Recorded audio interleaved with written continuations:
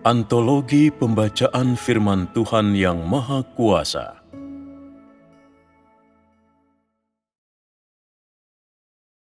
Memulihkan kehidupan normal manusia dan membawanya ke tempat tujuan yang mengagumkan.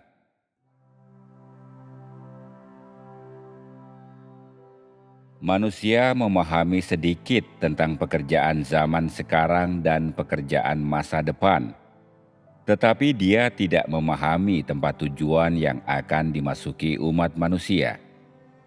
Sebagai makhluk, manusia harus melaksanakan tugas sebagai makhluk ciptaan.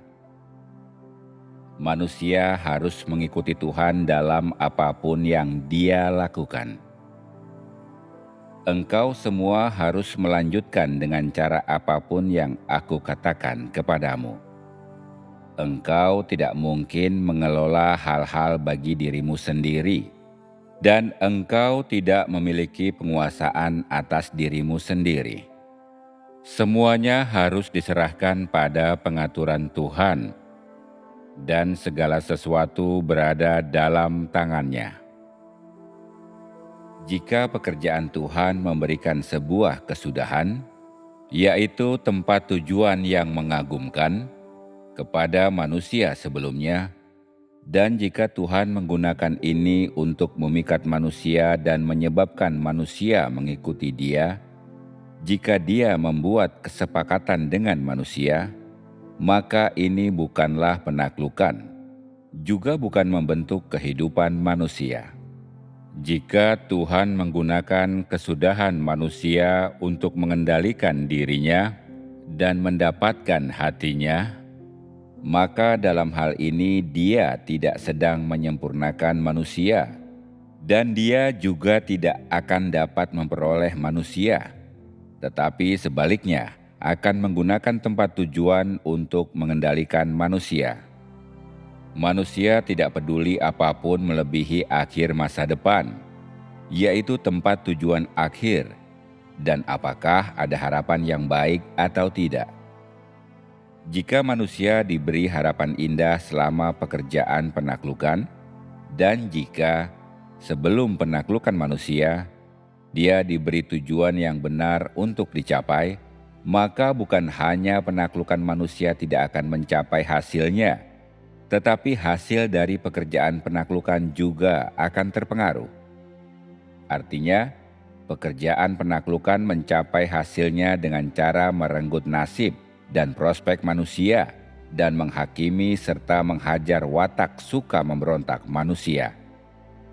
Hal ini tidak dicapai dengan membuat kesepakatan dengan manusia, yaitu dengan memberikan berkat dan kasih karunia kepada manusia, tetapi sebaliknya dengan mengungkapkan kesetiaan manusia dengan cara mencabut kebebasannya dan memusnahkan prospeknya.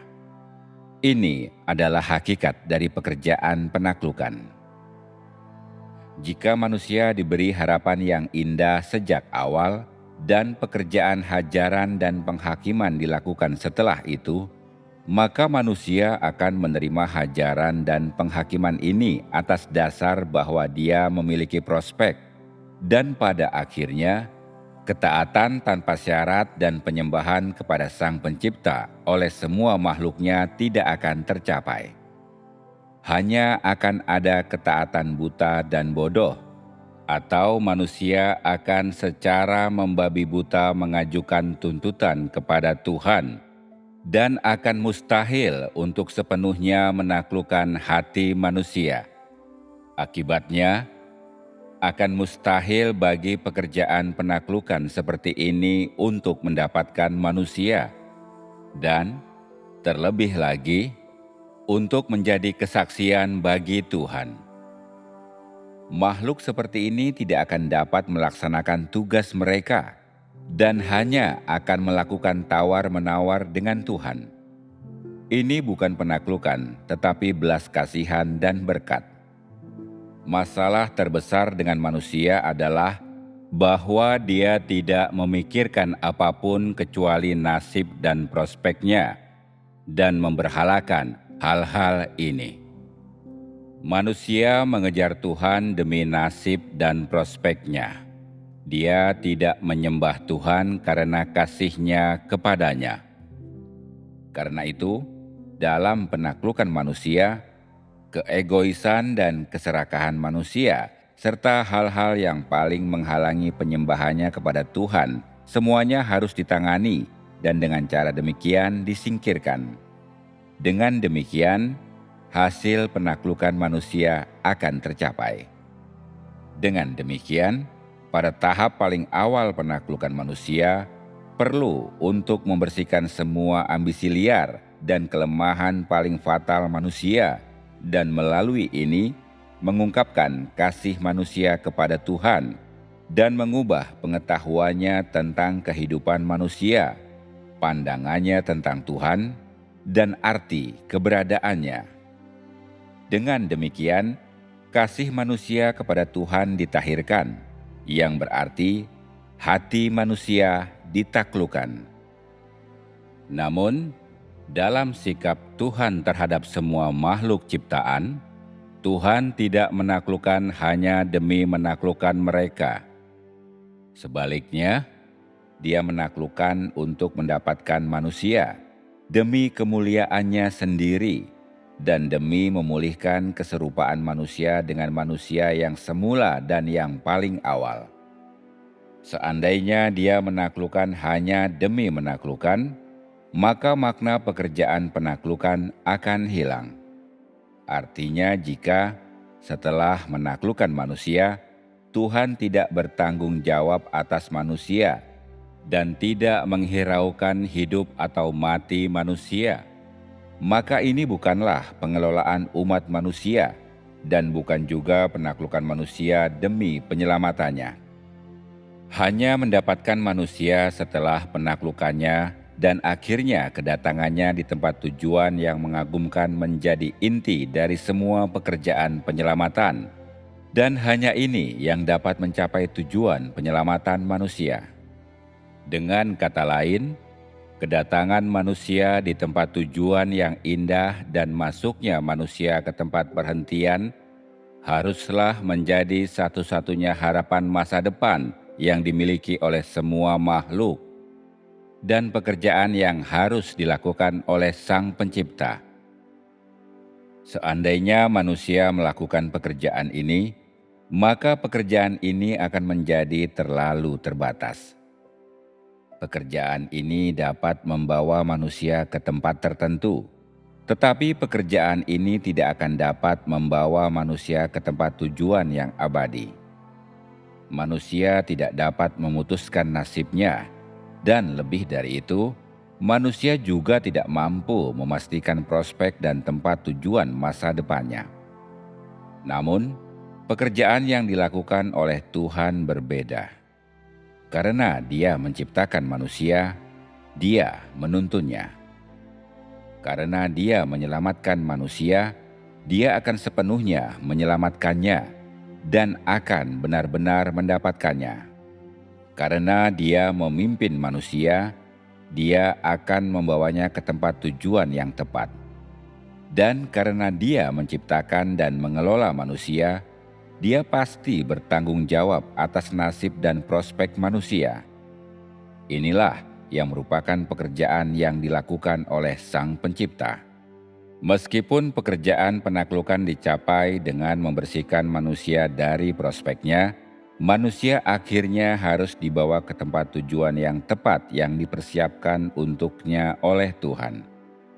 Memang karena Tuhan bekerja pada manusialah, maka manusia memiliki tempat tujuan dan nasibnya terjamin. Di sini, tempat tujuan yang sesuai yang dimaksud bukanlah harapan dan prospek manusia yang disingkirkan di masa lalu. Keduanya berbeda. Hal-hal yang manusia harapkan dan kejar adalah kerinduan yang muncul dari pengejarannya akan keinginan daging yang berlebihan, bukan tempat tujuan yang akan dicapai manusia. Sementara itu, apa yang telah dipersiapkan Tuhan bagi manusia adalah berkat dan janji yang akan diperoleh manusia setelah Dia dimurnikan, yang dipersiapkan Tuhan bagi manusia setelah menciptakan dunia, dan yang tidak tercemar oleh pilihan, gagasan, imajinasi atau daging manusia. Tempat tujuan ini tidak dipersiapkan untuk orang tertentu, tetapi merupakan tempat perhentian bagi seluruh umat manusia. Karena itu, tempat tujuan ini adalah tempat tujuan paling cocok untuk umat manusia. Sang Pencipta bermaksud mengatur semua makhluk ciptaan. Engkau tidak boleh membuang atau tidak menaati apapun yang Dia lakukan, dan engkau juga tidak boleh memberontak terhadapnya. Pada saat pekerjaan yang Dia lakukan pada akhirnya mencapai tujuannya, dalam hal inilah Dia akan memperoleh kemuliaan. Pada zaman sekarang, mengapa tidak dikatakan bahwa engkau adalah keturunan Moab atau keturunan Sinaga Merah yang sangat besar? Mengapa tidak ada pembicaraan tentang umat pilihan dan hanya ada pembicaraan tentang makhluk ciptaan? Makhluk ciptaan ini adalah sebutan asli manusia, dan inilah yang merupakan identitas bawaannya. Nama bervariasi hanya karena zaman dan periode pekerjaan bervariasi. Sebenarnya, manusia adalah makhluk biasa. Semua makhluk, apakah mereka yang paling rusak atau yang paling suci, harus melaksanakan tugas sebagai makhluk ciptaan. Ketika Tuhan melakukan pekerjaan penaklukan, Dia tidak mengendalikanmu menggunakan prospek, nasib, atau tujuanmu. Sebenarnya tidak perlu bekerja seperti ini. Tujuan dari pekerjaan penaklukan adalah memerintahkan manusia melaksanakan tugas sebagai makhluk ciptaan, memerintahkan manusia menyembah Sang Pencipta. Hanya setelah inilah manusia dapat memasuki tempat tujuan yang mengagumkan. Nasib manusia dikendalikan oleh tangan Tuhan. Engkau tidak mampu mengendalikan dirimu sendiri. Meskipun manusia selalu terburu-buru dan menyibukkan diri mewakili dirinya sendiri, dia tetap tidak mampu mengendalikan dirinya. Jika engkau dapat mengetahui prospekmu sendiri, jika engkau dapat mengendalikan nasibmu sendiri, apakah engkau masih menjadi makhluk ciptaan? Singkatnya, terlepas dari bagaimana Tuhan bekerja, semua pekerjaannya adalah demi manusia. Misalnya, perhatikanlah langit dan bumi dan segala hal yang diciptakan Tuhan untuk melayani manusia. Bulan, matahari, dan bintang-bintang yang Dia ciptakan untuk manusia, hewan dan tumbuhan, musim semi, musim panas, musim gugur, dan musim dingin, dan seterusnya. Semuanya diciptakan demi keberadaan manusia. Jadi, terlepas dari bagaimana Tuhan menghajar dan menghakimi manusia, itu semua demi penyelamatan manusia. Meskipun Dia melenyapkan harapan kedagingan dari manusia, itu adalah demi memurnikan manusia, dan pemurnian manusia dilakukan agar dia dapat bertahan hidup. Tempat tujuan manusia berada di tangan Sang Pencipta. Jadi, bagaimana mungkin manusia mengendalikan dirinya sendiri? Setelah pekerjaan penaklukan selesai, manusia akan dibawa ke dunia yang indah. Tentu saja, kehidupan ini masih berada di bumi, tetapi kehidupan ini akan sama sekali berbeda dengan kehidupan manusia saat ini. Ini adalah kehidupan yang akan umat manusia miliki setelah seluruh umat manusia ditaklukkan. Kehidupan ini akan menjadi awal yang baru bagi manusia di bumi, dan bagi umat manusia memiliki kehidupan semacam itu akan menjadi bukti bahwa umat manusia telah memasuki alam yang baru dan indah. Kehidupan ini akan menjadi awal kehidupan manusia dan Tuhan di bumi. Dasar pemikiran kehidupan yang indah seperti ini adalah bahwa setelah manusia dimurnikan dan ditaklukkan, dia tunduk di hadapan Sang Pencipta. Maka, pekerjaan penaklukan adalah tahap terakhir dari pekerjaan Tuhan sebelum umat manusia memasuki tempat tujuan yang mengagumkan. Kehidupan seperti ini adalah kehidupan masa depan manusia di bumi, kehidupan terindah di bumi, jenis kehidupan yang manusia rindukan, jenis yang belum pernah dicapai manusia dalam sejarah dunia. Ini adalah hasil akhir dari 6.000 tahun pekerjaan pengelolaan. Inilah yang paling didambakan manusia, dan ini juga janji Tuhan kepada manusia. Tetapi janji ini tidak dapat segera terlaksana. Manusia akan memasuki tempat tujuan masa depan hanya setelah pekerjaan akhir zaman selesai, dan dia telah sepenuhnya ditaklukkan, yaitu setelah iblis benar-benar dikalahkan. Setelah manusia dimurnikan, dia tidak akan memiliki natur yang berdosa dalam dirinya, karena Tuhan telah mengalahkan iblis, yang berarti bahwa tidak akan ada penyerangan oleh pasukan musuh, dan sama sekali tidak ada pasukan musuh yang dapat menyerang daging manusia. Maka manusia akan bebas dan suci. Dia akan memasuki keabadian. Hanya jika pasukan kegelapan musuh dibelenggu, manusia akan bebas kemanapun dia pergi, dan dalam dirinya tidak akan ada pemberontakan atau perlawanan. Iblis harus dibelenggu, dan semuanya akan menjadi baik bagi manusia. Situasi sekarang ini ada karena iblis masih menimbulkan masalah di mana-mana di muka bumi, dan karena seluruh pekerjaan pengelolaan Tuhan belum mencapai akhirnya. Setelah iblis dikalahkan, manusia akan sepenuhnya terbebaskan. Pada saat manusia mendapatkan Tuhan dan keluar dari wilayah kekuasaan iblis, dia akan melihat surya kebenaran. Kehidupan yang menjadi hak manusia normal akan didapatkan kembali. Semua yang seharusnya dimiliki oleh manusia normal, seperti kemampuan untuk membedakan yang baik dari yang jahat, dan pemahaman tentang cara makan dan berpakaian, dan kemampuan untuk hidup normal, semua ini akan didapatkan kembali. Seandainya Hawa tidak dicobai oleh ular, manusia tentunya memiliki kehidupan normal semacam ini setelah dia diciptakan pada mulanya. Dia seharusnya makan, berpakaian, dan menjalani kehidupan manusia yang normal di bumi. Namun, setelah manusia menjadi rusak, kehidupan ini menjadi khayalan yang tak dapat dicapai, dan bahkan saat ini manusia tidak berani membayangkan hal-hal seperti itu.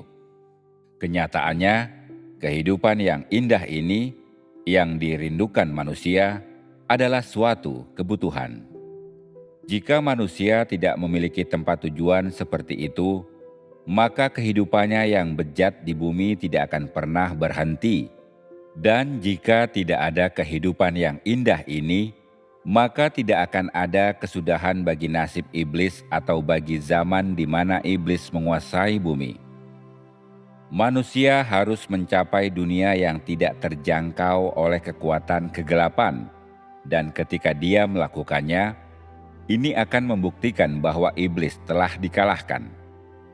Dengan cara ini, setelah tidak ada gangguan dari iblis, Tuhan itu sendiri akan mengendalikan umat manusia, dan Dia akan menguasai dan mengendalikan seluruh kehidupan manusia. Baru pada saat itulah iblis sudah benar-benar dikalahkan. Kehidupan manusia pada saat ini kebanyakan adalah kehidupan yang najis. Masih merupakan kehidupan yang penuh penderitaan dan kesusahan. Ini tidak bisa disebut kekalahan iblis. Manusia belum terlepas dari lautan penderitaan, belum terlepas dari kesulitan hidup manusia atau pengaruh iblis, dan dia masih hanya memiliki pengetahuan yang sangat kecil tentang Tuhan. Semua kesukaran manusia diciptakan oleh iblis. Iblislah yang membawa penderitaan ke dalam kehidupan manusia.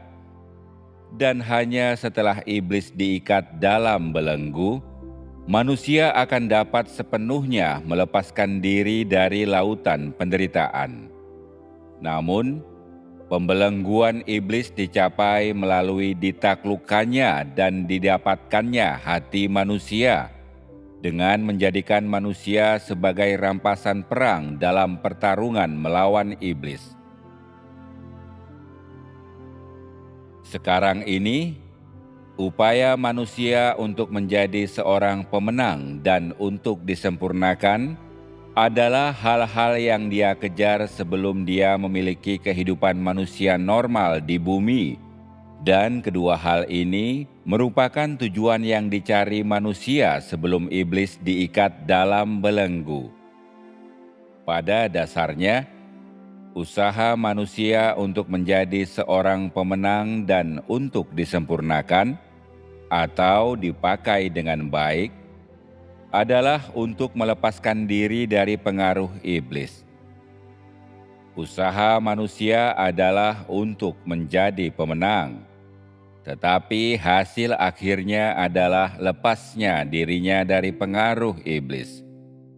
Hanya dengan melepaskan diri dari pengaruh iblis, manusia dapat menjalani kehidupan manusia normal di bumi, kehidupan yang menyembah Tuhan.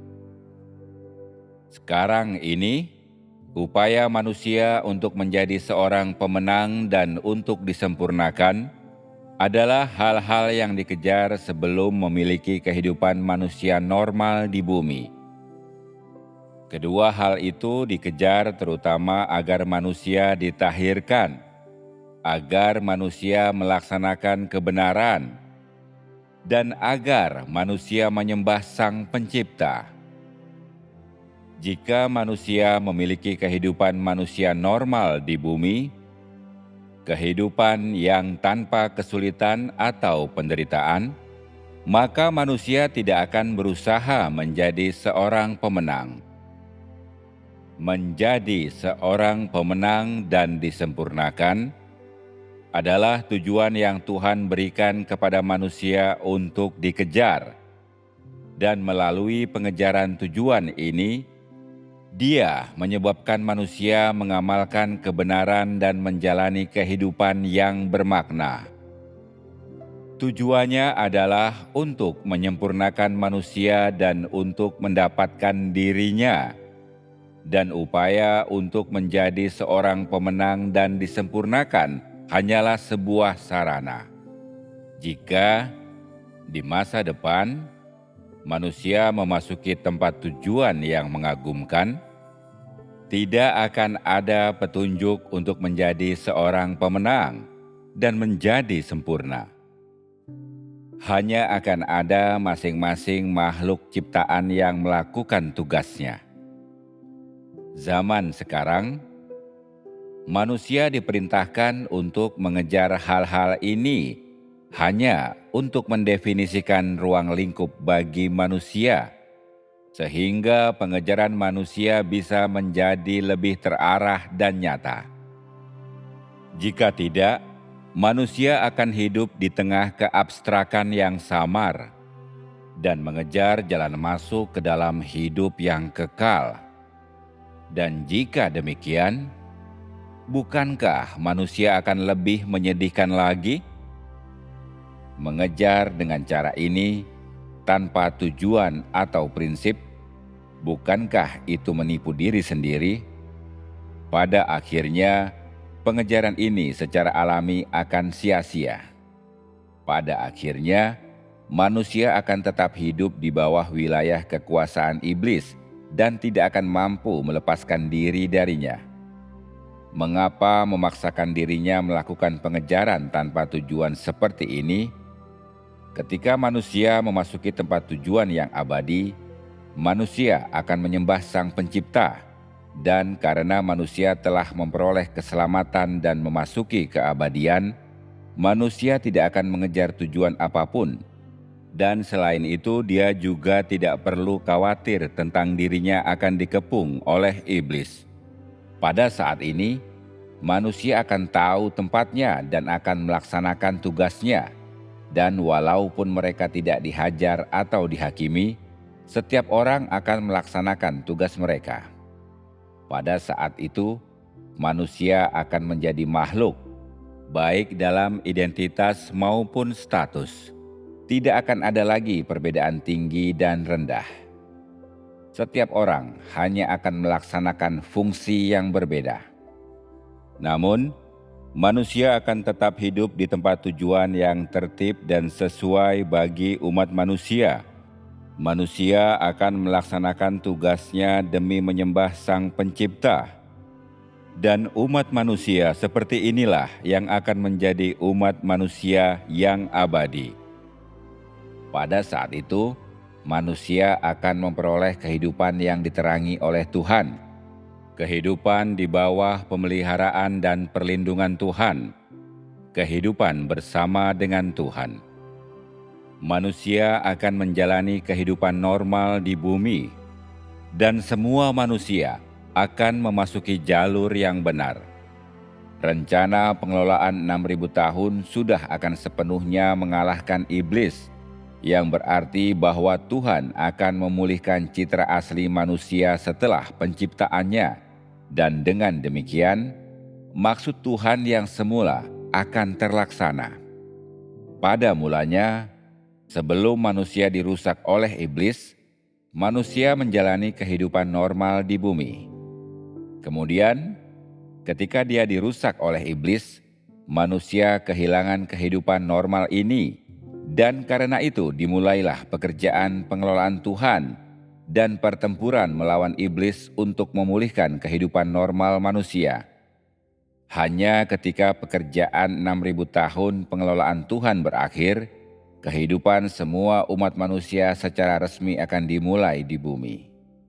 Hanya setelah itulah, manusia akan memiliki kehidupan yang mengagumkan, dan Tuhan akan memulihkan tujuannya dalam menciptakan manusia pada mulanya serta rupa asli manusia. Dan karena itu, setelah manusia memiliki kehidupan normal sebagai manusia di bumi, manusia tidak akan berusaha untuk menjadi pemenang atau untuk disempurnakan, karena manusia akan menjadi suci. Pemenang dan disempurnakan yang orang bicarakan adalah tujuan yang diberikan kepada manusia yang harus dikejar selama pertempuran antara Tuhan dan iblis. Dan tujuan tersebut ada hanya karena manusia telah dirusak. Dengan memberimu suatu tujuan dan memerintahkanmu untuk mengejar tujuan inilah iblis akan dikalahkan. Memintamu untuk menjadi pemenang atau untuk disempurnakan atau dipakai, mengharuskanmu untuk memberikan kesaksian untuk mempermalukan iblis. Pada akhirnya, manusia akan menjalani kehidupan manusia normal di bumi, dan manusia akan menjadi suci. Ketika ini terjadi, akankah manusia tetap berusaha untuk menjadi pemenang? Bukankah mereka semua makhluk ciptaan? Berbicara tentang menjadi seorang pemenang dan menjadi orang yang disempurnakan, kata-kata ini ditujukan kepada iblis dan pada kenajisan manusia. Bukankah kata pemenang ini mengacu pada kemenangan atas iblis dan pasukan musuh? Ketika engkau mengatakan bahwa engkau telah disempurnakan, apa di dalam dirimu yang disempurnakan? Bukankah bahwa engkau telah melepaskan dirimu dari watak-watak iblis yang rusak, sehingga engkau dapat mencapai kasih yang tertinggi kepada Tuhan? Hal-hal seperti ini dikatakan berkaitan dengan hal-hal najis di dalam diri manusia dan dalam hubungannya dengan iblis. Semua ini tidak dibicarakan dalam hubungannya dengan Tuhan. Jika engkau tidak berusaha untuk menjadi pemenang dan untuk disempurnakan sekarang, maka di masa depan, ketika umat manusia menjalani kehidupan normal di bumi, tidak akan ada kesempatan untuk usaha seperti itu. Pada saat itu, kesudahan setiap orang akan terungkap. Pada saat itu, akan jelas orang macam apa dirimu, dan jika engkau ingin menjadi pemenang atau ingin disempurnakan, itu tidak akan mungkin. Hanya karena pemberontakannya, manusia akan dihukum setelah diungkapkan. Pada saat itu, yang ingin dicapai manusia bukan kedudukan yang lebih tinggi daripada orang lain, agar sebagian menjadi pemenang dan yang lain menjadi sempurna, atau agar sebagian menjadi anak sulung Tuhan dan yang lainnya menjadi anak-anak Tuhan. Mereka tidak akan mengejar hal-hal ini. Semua akan menjadi makhluk ciptaan Tuhan, semua akan hidup di bumi, dan semua akan hidup bersama dengan Tuhan di bumi. Sekarang adalah waktu pertempuran antara Tuhan dan iblis. Sekarang adalah waktu di mana pertempuran ini belum berakhir. Waktu di mana manusia belum sepenuhnya didapatkan.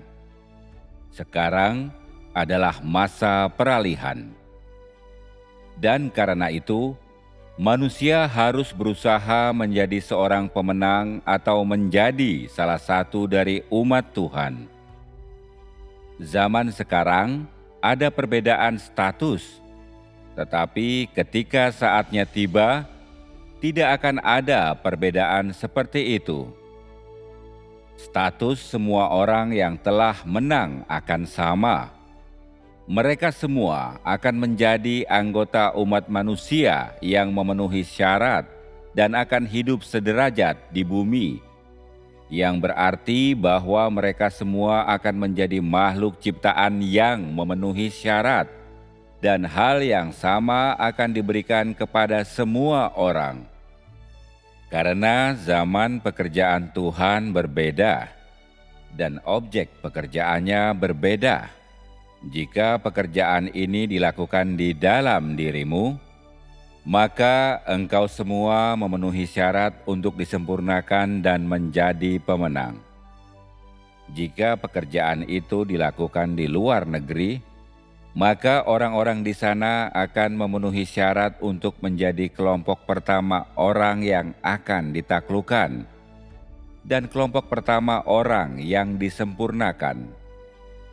Zaman sekarang, pekerjaan ini tidak dilakukan di luar negeri, sehingga orang-orang di negara lain tidak memenuhi syarat untuk disempurnakan dan menjadi pemenang, dan mereka tidak mungkin menjadi kelompok pertama. Karena objek pekerjaan Tuhan berbeda, zaman pekerjaan Tuhan berbeda, dan cakupannya berbeda. Maka ada kelompok pertama, yaitu ada para pemenang, dan karena itu juga akan ada kelompok kedua yang disempurnakan. Setelah ada kelompok pertama yang disempurnakan, akan ada contoh dan model, dan karena itu di masa depan akan ada kelompok kedua dan ketiga dari mereka yang disempurnakan. Tetapi dalam keabadian mereka semua akan sama, dan tidak akan ada klasifikasi status. Mereka hanya akan disempurnakan pada waktu yang berbeda, dan tidak akan ada perbedaan status. Ketika saatnya tiba bahwa setiap orang telah disempurnakan, dan pekerjaan seluruh alam semesta telah berakhir, tidak akan ada perbedaan status dan semua akan memiliki status yang sama. Zaman sekarang, pekerjaan ini dilakukan di antara engkau semua, sehingga engkau semua akan menjadi pemenang. Jika pekerjaan itu dilakukan di Inggris, maka Inggris akan memiliki kelompok yang pertama, dengan cara yang sama seperti engkau menjadi kelompok pertama. Hanya karena engkau telah sedemikian diberkati dengan kasih karunia sehingga pekerjaanku dilakukan dalam dirimu sekarang ini. Dan jika pekerjaan ini tidak dilakukan dalam dirimu, tentu engkau semua akan menjadi kelompok yang kedua, atau ketiga, atau keempat, atau kelima. Ini hanya karena perbedaan dalam urutan pekerjaan. Kelompok pertama dan kelompok kedua tidak berarti bahwa yang satu lebih tinggi atau lebih rendah daripada yang lain. Itu hanya menunjukkan urutan di mana orang-orang ini disempurnakan. Saat ini, kata-kata ini disampaikan kepada engkau semua. Tetapi mengapa engkau semua tidak diberitahu sebelumnya? Karena tanpa proses, orang cenderung ke arah yang ekstrim. Misalnya, Yesus berkata saat masanya, "Sebagaimana aku pergi, demikian juga aku akan datang." Saat ini, banyak orang yang tergila-gila dengan kata-kata ini, dan mereka hanya ingin memakai jubah putih dan menunggu pengangkatan mereka ke surga. Jadi, ada banyak kata yang tidak bisa diucapkan terlalu dini. Jika perkataan itu diucapkan terlalu dini, manusia akan cenderung ke arah yang ekstrim. Tingkat pertumbuhan manusia terlalu rendah, dan dia tidak mampu memahami kebenaran kata-kata ini.